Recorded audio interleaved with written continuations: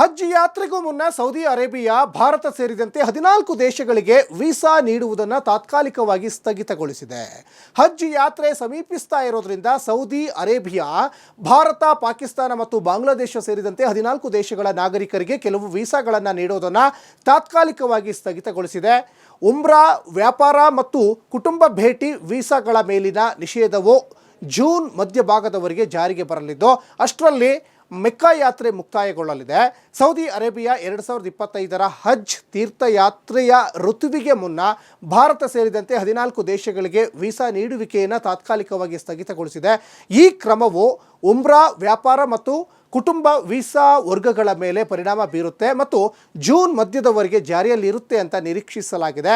ಈ ವೀಸಾ ರದ್ದತಿಗೆ ಒಳಗಾಗಿರುವ ದೇಶಗಳಲ್ಲಿ ಭಾರತ, Pakistan, Bangladesh, Egypt, Indonesia, Iraq, Nigeria, Jordan, Algeria, Sudan, Ethiopia, Tunisia, Morocco ಮತ್ತು ಯಮನ್ ಸೇರಿವೆ.